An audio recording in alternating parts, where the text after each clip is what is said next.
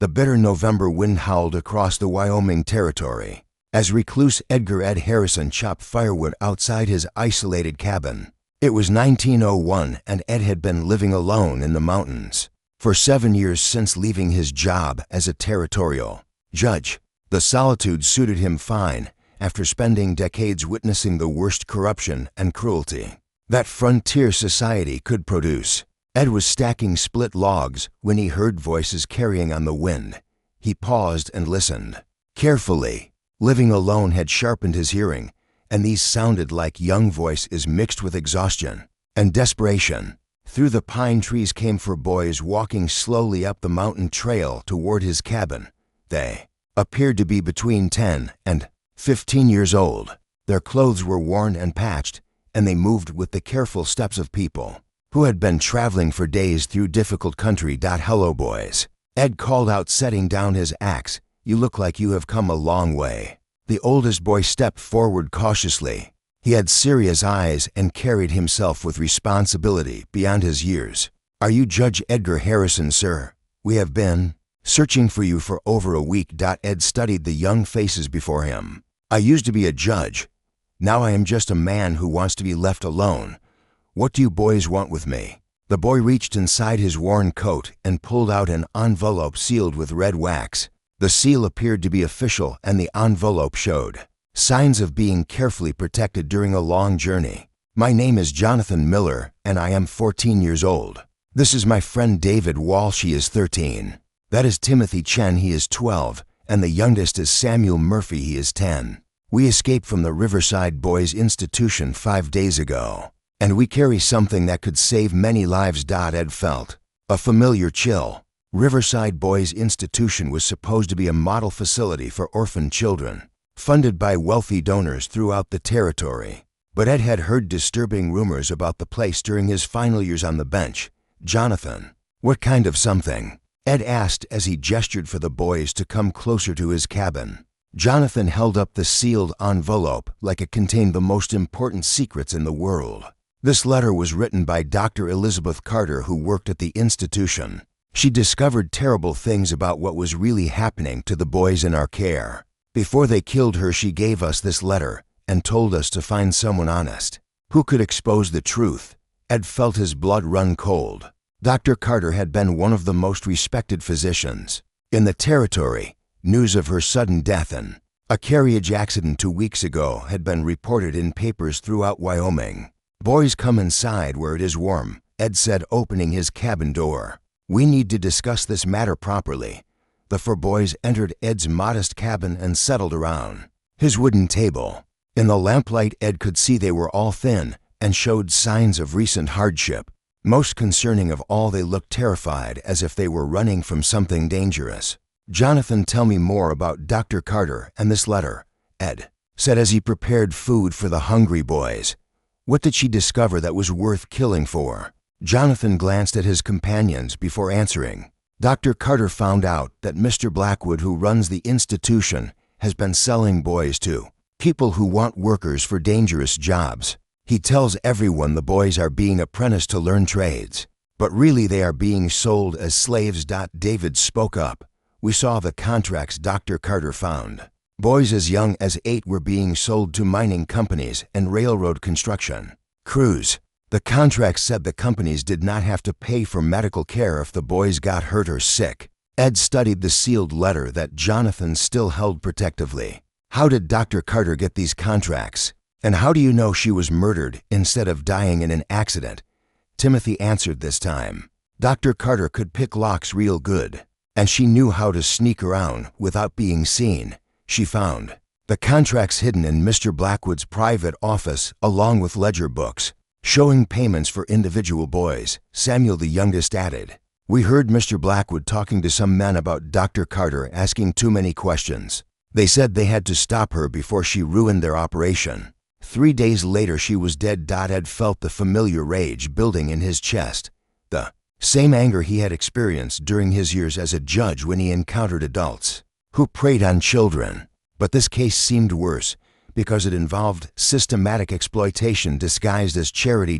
Boys, why did you decide to bring this letter to me? How did you even know where to find me? Jonathan's expression grew more serious. Dr. Carter told us that if anything happened to her, we should find Judge Edgar Harrison. She said you were the only honest judge she knew, and that you had always tried to protect children from bad adults. David nodded. She said you left your job because you got tired of seeing corrupt officials protect criminals. She thought you might be willing to help even though you were not a judge anymore. Ed accepted the sealed letter from Jonathan with trembling hands. The official wax seal appeared genuine, and the weight of the envelope suggested it contained substantial documentation. Jonathan, I need to ask you something important. Are you boys prepared for what might happen if we expose this conspiracy? Mr. Blackwood has money and influence. He will try to discredit you or worse. Jonathan met Ed's gaze steadily. Judge Harrison, there are still 37 boys at the institution who do not know what is really going to happen to them. If we do not expose the truth, they will all be sold into slavery or worse. Timothy spoke up. Dr. Carter said that sometimes doing the right thing is dangerous, but that does not make it less right. She died trying to save us, and we are not going to let her sacrifice be wasted.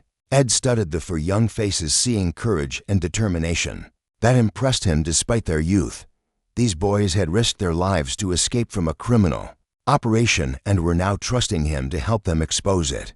Boys, before I open this letter, I want you to understand something. If Dr. Carter really discovered evidence of the crimes you describe, then possessing this information makes all of us targets. Are you prepared for that? Samuel, despite being the youngest, spoke with surprising maturity. Judge Harrison, we have been targets since the day we were born. Nobody else cares what happens to orphan boys. Dr. Carter cared, and now you care. That gives us more protection than we have ever had. Ed broke the wax seal and began reading Dr. Carter's letter by lamplight. What he discovered made his hands shake with barely controlled fury. The conspiracy was far worse than even the boys had described. Boys, Ed said, looking up from the damning evidence, Dr. Carter documented crimes that reach beyond Riverside Institution. This letter describes a network that has been trafficking children throughout the Western Territories for years. Jonathan leaned forward. What does that mean for the boys still trapped at the institution? Ed studied the letter more carefully. According to this, your Mr. Blackwood is planning to transport all remaining boys to buyers in California next week.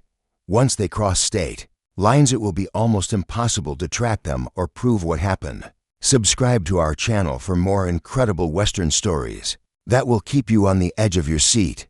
On TV, just press the subscribe button with your remote. David's eyes widened with alarm. That means we only have days to save them. Ed was already formulating a plan.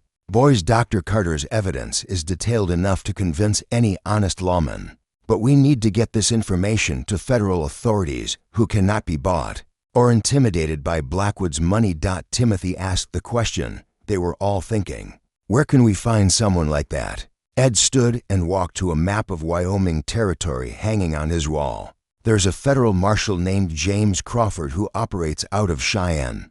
He specializes in cases involving interstate crimes and has a reputation for absolute integrity. Don't miss what happens next. Subscribe now to follow this epic Western adventure and discover how four brave orphans and a retired judge plan to expose the biggest child trafficking scandal in territorial history. On TV, just hit subscribe with your remote.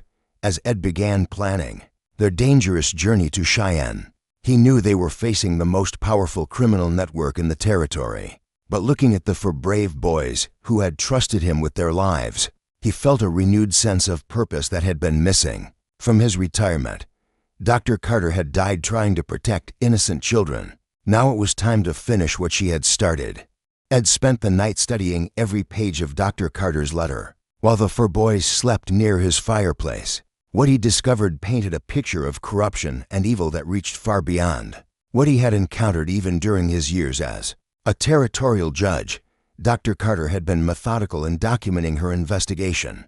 The letter contained not just evidence of crimes at Riverside Institution, but proof of a coordinated network that operated across multiple territories. Children were being acquired, transported, and sold with the efficiency of a livestock operation. According to the evidence, Blackwood was part of a larger organization that included corrupt officials. in at least 4 territories. The network used charitable institutions as fronts while systematically exploiting the children. In their care for profit, Jonathan woke first and found Ed reading by lamplight.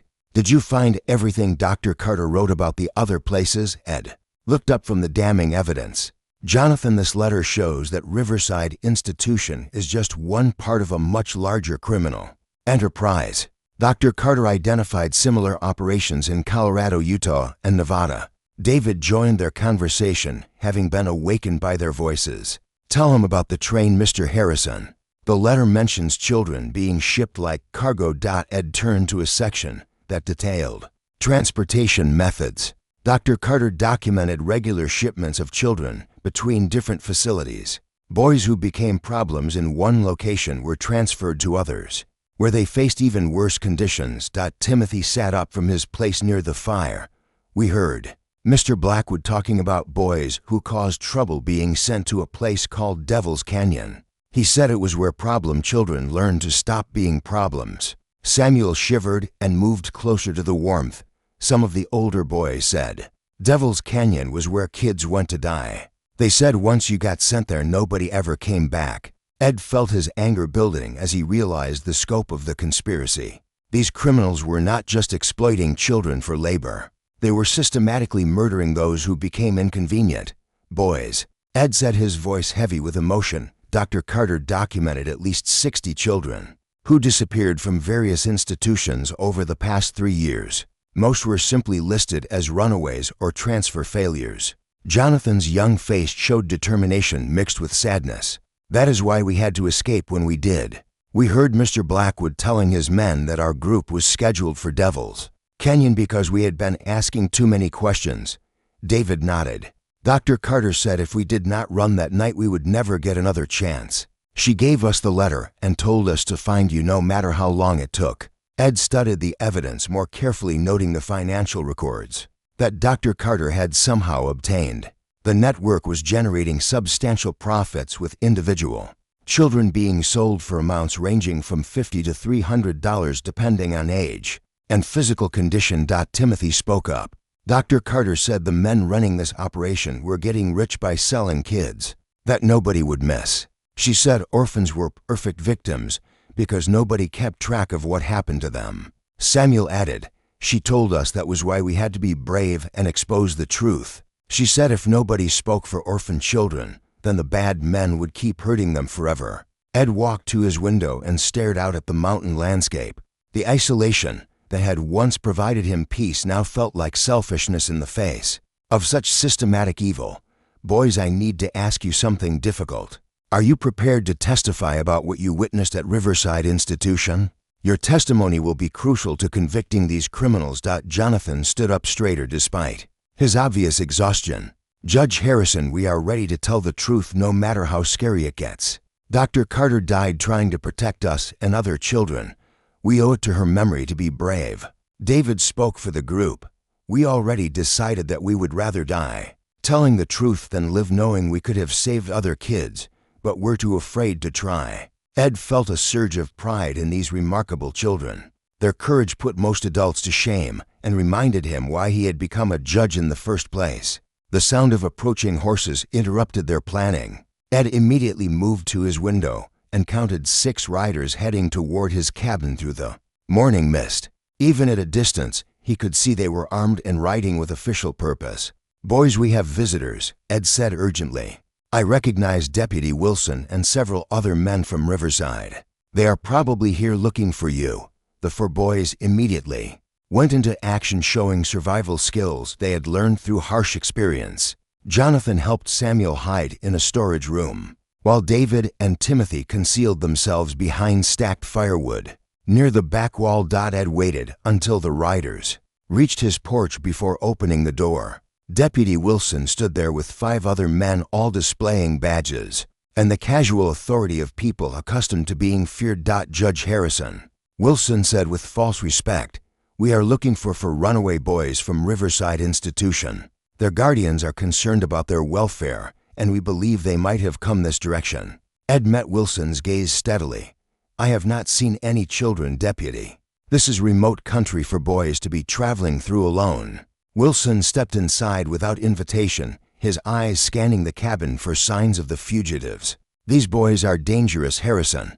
They have been telling lies about respected citizens, and they stole important documents before they ran away." "What kind of documents?" Ed asked, keeping his voice neutral. Wilson's expression hardened. "Private papers belonging to Mr. Blackwood. Educational records that were taken during a break-in at the institution. If you see these boys, you need to contact us immediately." Ed wondered how many other people Wilson had lied to in order to protect Blackwood's criminal operation. "I will keep that in mind, Deputy." Wilson looked around the cabin one more time, clearly frustrated by his inability to find evidence of the boys.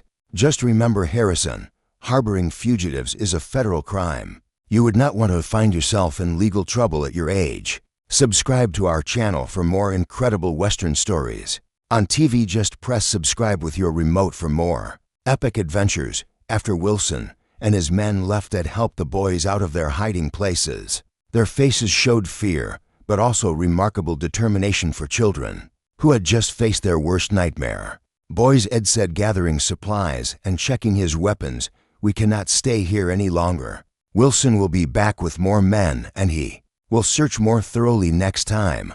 We leave for Cheyenne within the hour." Jonathan looked at his companions, then back at Ed.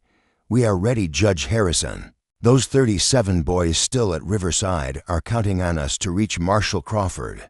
With Dr. Carter's evidence, Ed felt the weight of responsibility settling on his shoulders. "Then we better not let them down. We have a dangerous journey ahead, but justice for Dr. Carter and freedom for those children is waiting at the end of it." Don't miss the next chapter of this epic Western adventure. Subscribe now to follow this dangerous mission. On TV, just hit subscribe with your remote. To continue the story. The Wyoming wind was bitter cold as Ed and the 4 boys began their desperate journey to Cheyenne. Ed had chosen a route through remote mountain passes that would keep them away from main roads, where Wilson's men might be waiting. The journey would take 3 days through some of the harshest country in the territory. The boys proved to be tougher travelers than Ed had expected. Jonathan organized their supplies with military efficiency, while David used his knowledge of wilderness survival to find shelter and water. Timothy and Samuel worked together to care for the horses, showing responsibility that impressed the former. "Judge, we need to reach Devil's Creek by nightfall," Ed explained as they navigated a treacherous mountain trail. "There's an old mining cabin there where we can rest safely. After that, it is 2 more days of hard riding to reach Cheyenne." Dr. Carter's letter felt heavy in Ed's coat pocket. The evidence it contained could destroy Blackwood's entire network, but only if they could deliver it to honest authorities before the children at Riverside were shipped to buyers in California. Jonathan rode beside Ed as they made their way through a snow-covered valley. "Judge Harrison, what happens if Marshall Crawford does not believe our story? What if he thinks we are just making up lies about Mr. Blackwood?" Ed had been considering the same question. "Jonathan, the evidence Dr. Carter gathered is too detailed and specific to be fabricated. Combined with your testimonies about what you witnessed, it should convince any honest lawman." David brought his horse closer. "What if Marshall Crawford is working with the bad men like Deputy Wilson? How do we know who we can trust?" Ed smiled grimly. "David the first served with Jim Crawford during the territorial wars 15 years ago. He is one of the most honest men I have ever known. If anyone can be trusted to do the right thing, it is Marshall Crawford." On the second day of travel, Timothy, who had been watching their backtrail, returned with disturbing news. "There are riders following us, Judge Harrison. At least 8 men, and they are closing the distance." Ed studied their pursuers through his field glasses. Wilson had apparently organized a larger search party and was tracking them with determination that suggested he understood exactly what evidence they carried. "We need to reach Eagle's Pass before they catch us," Ed decided. "The trail through there is too narrow for them to surround us, and we might be able to lose them in the rocks." The chase that followed tested both horses and riders to their limits. Ed's animals were strong, but their pursuers were riding fresh mounts and knew the country well. The gap between the 2 groups was slowly but steadily closing. Samuel called out as they climbed toward the rocky pass. "Why are they trying so hard to catch us? Cannot they just say we are lying?" Ed guided his horse round a dangerous outcrop. Samuel, the letter you boys carry proves that Blackwood and his associates are criminals. Without that evidence, they might be able to convince people that Dr. Carter died in a real accident. The passage through Eagles Pass was harrowing. The trail was barely wide enough for a single horse and dropped off into deep canyons on both sides. But the narrow confines worked in their favor, preventing Wilson's men from using their superior numbers effectively. Jonathan helped Samuel navigate the most dangerous sections while David and Timothy kept watch for attackers trying to flank their position. Despite their youth, all four boys showed courage under fire that reminded Ed of veteran soldiers. The pursuit continued for hours with Wilson's men showing no signs of giving up. Ed realized they would have to make a stand or risk being caught in open country, where they would have no chance against 8 armed men. Timothy pointed ahead to a cluster of rocks that offered defensive positions. Could we hide there until they give up? Ed studied the terrain. Timothy, those rocks would provide cover, but once we go in there we would be trapped. If Wilson's men find us, we would have no escape route. David rode up beside Ed with determination that impressed the former. Judge Harrison, we did not come this far just to surrender. Dr. Carter's letter is too important to let them destroy it. The battle at Thunder Rocks lasted through the afternoon, with Ed using his rifle to keep Wilson's men pinned down while the boys helped by rolling stones and maintaining watch for flanking movements. Samuel proved to have excellent eyes for spotting movement and called out warnings whenever Wilson's men tried to change positions. Timothy and David worked together to reload weapons while Jonathan coordinated their defense with tactical awareness beyond his years. As evening approached, Wilson called out from his position behind a boulder. Harrison, send out those boys and the papers they stole. You are only making this harder on yourself. Ed's response was a rifle shot that sent Wilson diving for better cover. The message was clear. There would be no negotiation and no surrender of the children or the evidence. The breakthrough came when Timothy spotted a hidden passage through the rocks that led to the back side of Thunder Rocks. Working together, they managed to escape while Wilson's men were focused on the front of their position. The final day of travel to Cheyenne passed without major incident, though Ed remained alert for additional pursuit. The boys showed remarkable resilience despite everything they had endured. Marshal James Crawford proved to be everything Ed had remembered. He was a graying man of perhaps 50 years with steady eyes and the bearing of someone who had spent his career fighting injustice. When Ed presented Dr. Carter's letter, Crawford listened with growing anger. This evidence shows organized child trafficking on a scale I have never encountered, Crawford said after studying the damning documents. Judge Harrison, these boys have risked their lives to expose one of the largest criminal conspiracies in territorial history. Jonathan stepped forward. Marshal Crawford, can you save the 37 boys still at Riverside before Mr. Blackwood ships them to California? They do not know that anyone is coming to help them. Crawford's expression hardened with determination.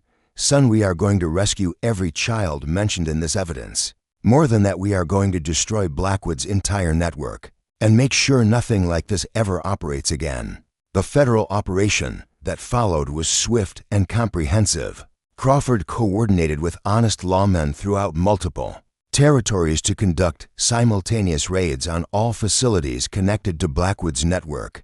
Blackwood himself was arrested along with 24 accomplices who had been exploiting children for years. The trials exposed corruption that led to major reforms in territorial child welfare laws. Most importantly, the 37 boys still at Riverside were rescued and either reunited with surviving family members or placed with carefully screened families who genuinely wanted to provide loving homes. Subscribe to our channel for more epic Western stories that celebrate the triumph of good over evil. On TV, just press subscribe with your remote to see more incredible adventures.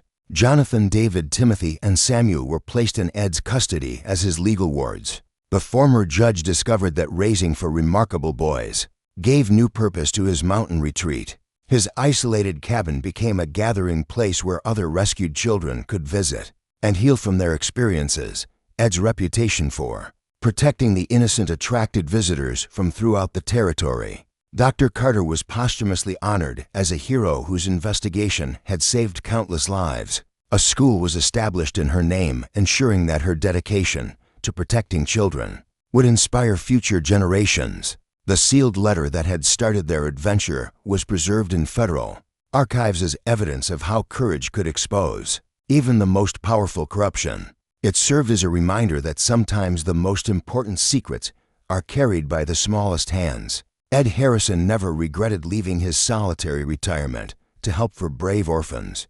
Instead, he found that his greatest achievement was not his years as a judge, but the family he gained by standing up for children who had nowhere else to turn. This Western story reminds us that real justice often depends on ordinary people finding extraordinary courage. It proves that the most important cases are not always decided in courtrooms, but in the hearts of those willing to risk everything for what is right. Don't forget to subscribe for more epic Western stories. On TV, just use your remote to hit that subscribe button and never miss an adventure.